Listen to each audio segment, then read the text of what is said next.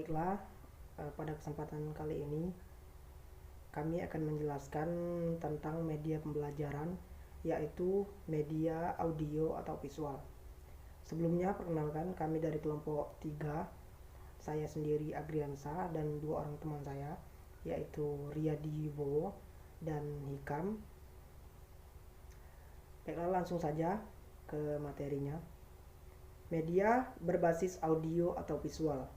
Media audio dan visual merupakan bentuk media pembelajaran yang murah dan terjangkau.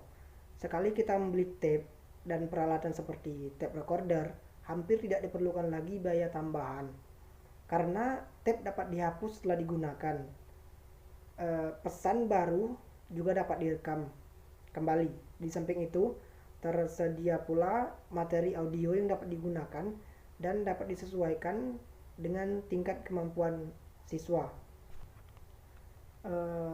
Selanjutnya ada dua tipe media pembelajaran audio visual.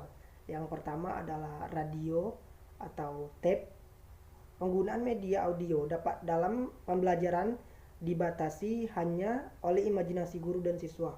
Media audio dapat digunakan dalam semua fase pembelajaran, mulai dari pengantar atau pembukaan ketika memperkenalkan topik bahasan sampai kepada evaluasi hasil belajar siswa. Penggunaan media audio sangat mendukung sistem pelajaran tuntas atau mastery learning. Siswa yang belajarnya lambat dapat memutar kembali dan mengulang bagian-bagian yang belum dikuasainya. Di lain pihak, siswa yang dapat belajar dengan cepat bisa maju dan terus sesuai dengan tingkat kecepatan belajarnya. Untuk mengukur dan mengevaluasi sejauh mana perkembangan kemampuan siswa mendengar, memahami, dan menghargai materi audio, perlu diberikan beberapa contoh sebagai berikut. 1. Mengukur kemampuan siswa memperoleh informasi dan pemahaman melalui materi audio dengan memberikan tugas untuk mendengar rekaman kuliah atau pidato. Ajukan pertanyaan yang menyangkut fakta atau interpretasi berdasarkan apa yang didengar.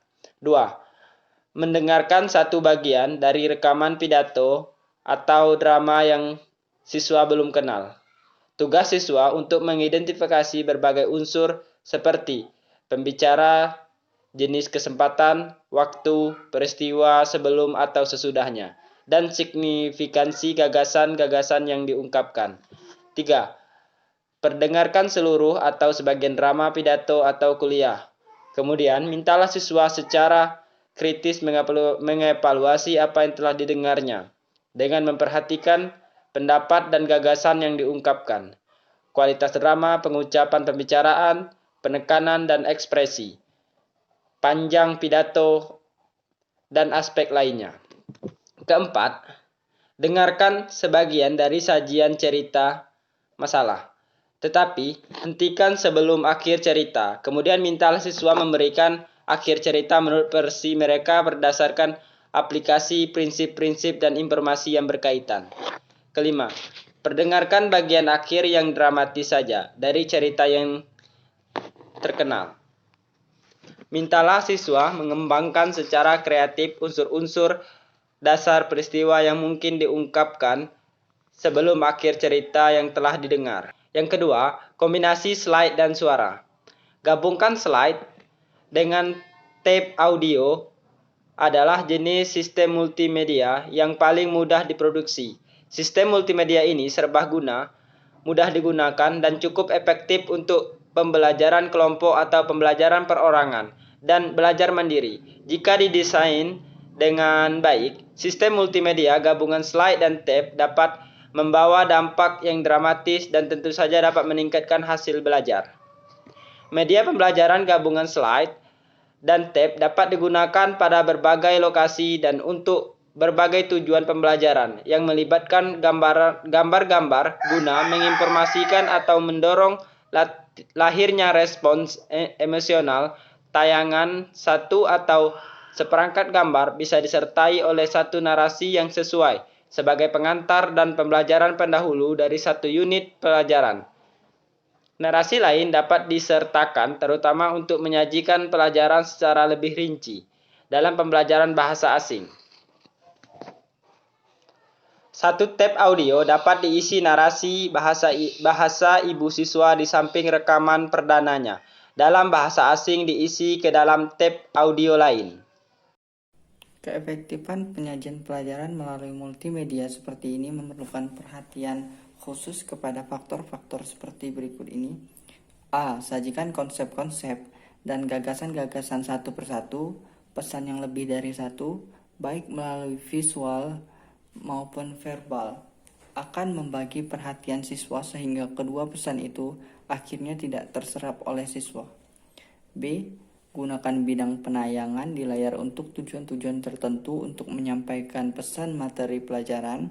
Satu gambar yang ditayangkan di layar mungkin perlu tetap diproyeksi ke layar selama diperlukan atau ingin visual itu mendapatkan penekanan dan siswa dapat memahami proses yang terkandung dalam visual itu. C.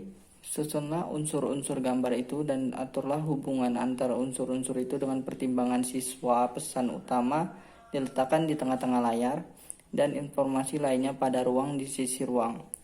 D. Pilihlah slide yang berkualitas baik menurut teknis dan estetis. E. Pilihlah musik yang dapat menyentuh perasaan untuk penyajian, tetapi perhatikan jangan sampai musik mengatasi narasi. F. Gunakan efek suara asli untuk memberikan bayangan realisme dan dalam penyajian. G. Jangan terlalu banyak narasi, biarkanlah gambar-gambar yang menyajikan informasi atau pesan-pesan. H. Dalam beberapa hal, penggunaan lebih dari satu suara dalam narasi akan membuat penyajian lebih dinamis. Langkah-langkah pengembangan media pembelajaran slide-slide yang sederhana adalah sebagai berikut. 1. Menganalisa karakteristik siswa, karakteristik umum dan pengetahuan awal. 2. Penetapan tujuan pembelajaran pengetahuan yang diperoleh, sikap yang ingin ditanamkan dan keterampilan yang ingin dikembangkan. 3. Setelah menyelesaikan langkah 1 dan 2, guru sudah memiliki gagasan yang jelas tentang bagaimana penyajian itu akan digabungkan ke dalam rencana pembelajaran keseluruhan, terutama pengaturan mengenai bagaimana yang mendahului dan bagaimana yang mengikuti penyajian itu. 4. Dengan menggunakan kartu indeks ukuran 8x14 cm, buatlah sketsa kasar gambar visual yang muncul pada saat membayangkan bagian-bagian utama bahasan isi pelajaran. Buatlah sketsa gambar bagian simbol, diagram grafik atau kartun untuk butir-butir bahasan yang mana saja tanpa melihat urutan-urutannya terlebih dahulu.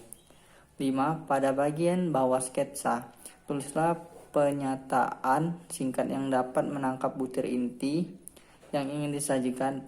Pernyataan ini merupakan pertunjukan untuk butir gagasan yaitu dicerminkan atau dikandungkan oleh visual.